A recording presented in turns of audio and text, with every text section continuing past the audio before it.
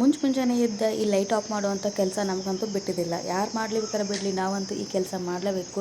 ಇವತ್ತಿನ ಬೆಳಗಿನ ಜಾವ 5 ಗಂಟೆಗೆ ಎದ್ದು ನನ್ನ ಟೈಮ ಅಥವಾ ಯೋಗ ಪ್ರಾಣಾಯಾಮ ಎಲ್ಲ ಮುಗಿಸ್ಕೊಂಡ ಈ ಲೈಟ್ ಆಫ್ ಮಾಡಿ ಹೊರಗೆ ಬಂದು ನೋಡ್ರೆ ಎಷ್ಟು ಮಸ್ತ್ ಭಾಳ ಬಿಸಾತಿತ್ತಂತ ರೀ.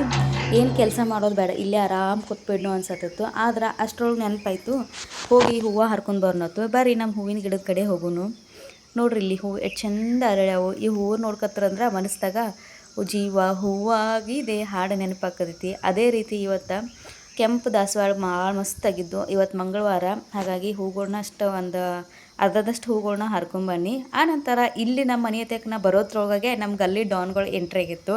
ನೋಡ್ರಿ, ರಾತ್ರಿ ಒಂದು ಮನುಷ್ಯನ, ನಮ್ಮ ಕಾಲ್ನಿ ಮನುಷ್ಯನ ಬಿಟ್ಟು ಬೇರೆ ಮನುಷ್ಯನಂತೂ ನಮ್ಮ ಕಾಲ್ನಿ ಒಳಗೆ ಎಂಟ್ರಿ ಮಾಡಕ್ಕೆ ಬಿಡೋಲ್ಲ ಅಂತ ನಮ್ಮ ಕಾಲ್ನಿಯ ಡಾನ್ಗಳು ಇವರು. ಆನಂತರ ನಾವೊಂದು ಸ್ವಲ್ಪ ನನ್ನ ಬೆಳಗಿನ ಡ್ರಿಂಕ್ಸ್ ಎಲ್ಲ ತೊಗೊಂಡು ವಾಕಿಂಗ್ ಅಂತೂ ಹೊಂಟ್ನಿ. ಇದಂತೂ ನಾನು ಕಂಪಲ್ಸರಿ ವಾಕಿಂಗ್ ಅಂತೂ ನಾವು ಬಿಡೋಲ್ಲ, ಯಾಕಂದ್ರೆ ನನಗೋಸ್ಕರ ನನಗೆ ಸಿಗುವಂಥ ಟೈಮ್ ಇದಾಗೈತಿ. ವಾಕಿಂಗ್ ಅಂತೂ ಫುಲ್ ಖುಷಿಯಿಂದ ಎಂಜಾಯ್ ಮಾಡ್ಕೋತ ಮಾಡಿ ಬನ್ನಿ. ಆನಂತರ ಇವತ್ತು ನಮ್ಮ ಸೂರ್ಯ ಮಾಮ ಯಾಕೋ ಇನ್ನೂ ಹೊರಗೆ ಬರುವಲ್ಲ, ಮಾಡ್ನಾಗ ಸಿಕ್ಕೊಂಡ್ಬಿಟ್ಟಿದ. ಅವನ ಒಂದು ಸ್ವಲ್ಪ ನೋಡ್ಕೋತ ನಿಂತೀನಿ.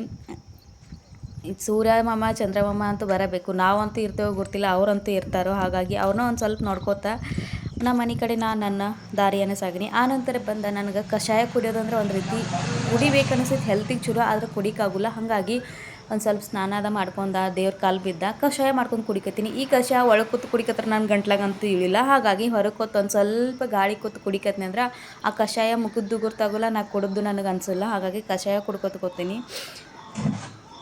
ಇನ್ನು ಒಳಗೆ ಬಂದು ನೋಡ್ರೆ ನಾನು ಇಬ್ಬರು ಮಕ್ಕಳು ನಿನ್ನೆ ಫಸ್ಟ್ ಡೇ ಸ್ಕೂಲ್ ಮುಗಿಸು ಈ ರೀತಿ ಮಲಗಿದಾರಲ್ಲ, ಎಲ್ಲಿ ಯಾವ ಬೇರೆ ದೇಶದ ಜೊತೆ ಯುದ್ಧ ಮಾಡ್ಕೊ ಹೋಗಿದಾರತ್ತೆ ಅನ್ನೋ ರೀತಿ ಮಲ್ಕೊಂಡವರು. 7 ಗಂಟೆ ಆದರೂ ಇವರಂತೂ ಹೇಳೋ ಮಾತಿಲ್ಲ. Ice cream ಬೇಕಾಯ್ತು.